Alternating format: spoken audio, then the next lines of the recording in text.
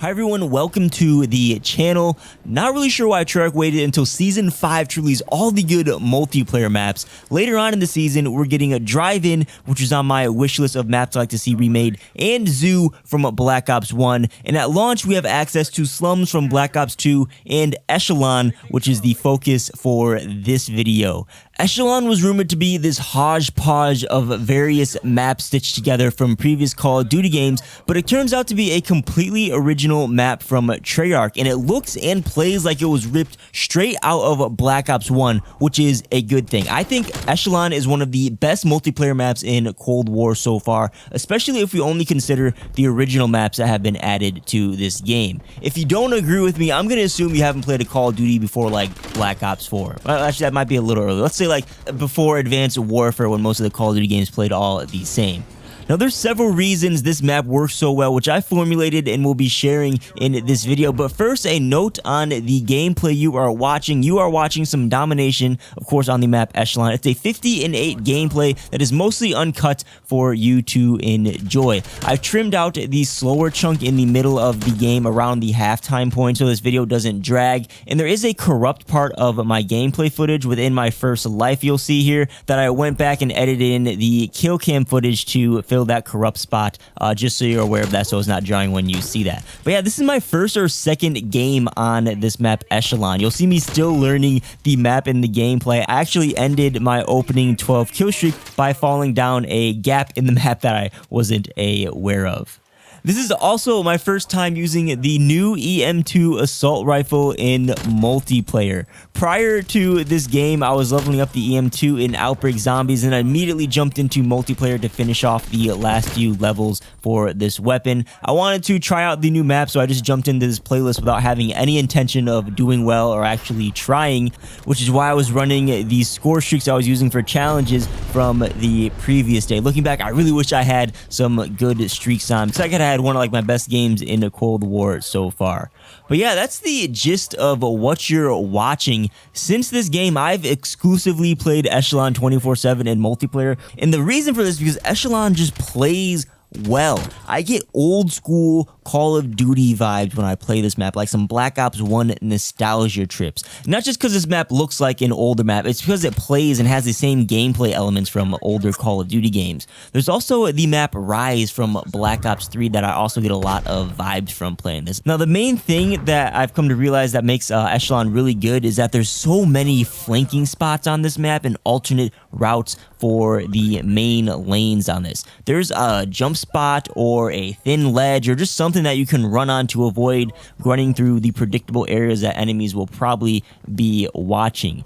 There's also a couple prominent power positions on this map. You have an elevated spot in each of these spawns, and I also consider the B flag area a pretty powerful position to hold. And over time, they've just strayed further and further away from designing maps with positions like these. Not just Treyarch, but in Call of Duty games over the last few years. I feel like a majority of the maps have been getting blander and blander, and if there is a power position, there's like the same exact power position on the other side. It's super symmetrical. It's only really good for one line of sight, and really the only way you can take out that power position is just going from the opposite side. That's not really how it works in ECHELON, because there's so many counter lines of sight for these power positions to take them out, and there's just so many lines of sight in general around this map that really make this map unique and give this map flow. Flow is what is missing from a lot of Cold War maps and make them very stale and boring to play, in my opinion. What I mean by this is like most of the maps in Cold War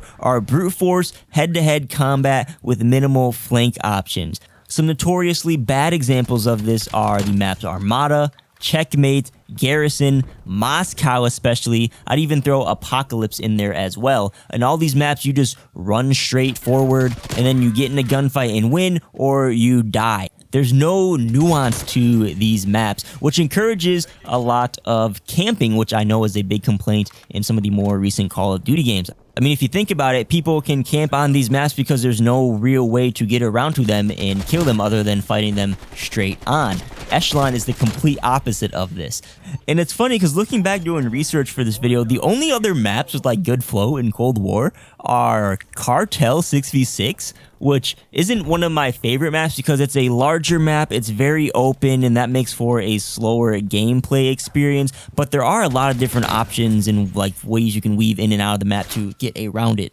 Standoff also has some pretty good flow to it, but that's really it. I like the map Crossroads Strike, I like Raid, I like Yamantau, and of course I like Nuketown, but those don't necessarily have good flow, especially Nuketown. Nuketown is one of the worst offenders when it comes to being a brute force map.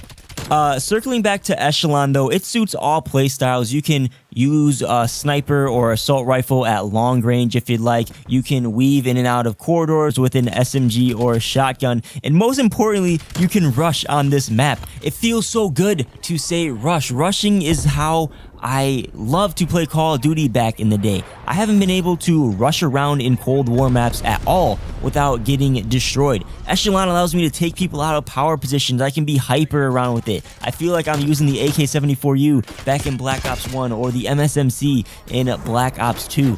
And that is why this map is great. That's why I love this map. But that's just me. These days, there's so many varying opinions in Call of Duty. So what do you guys think about Echelon? Do you guys like it? Do you agree with me? Or do you think this map is one of the worst maps ever?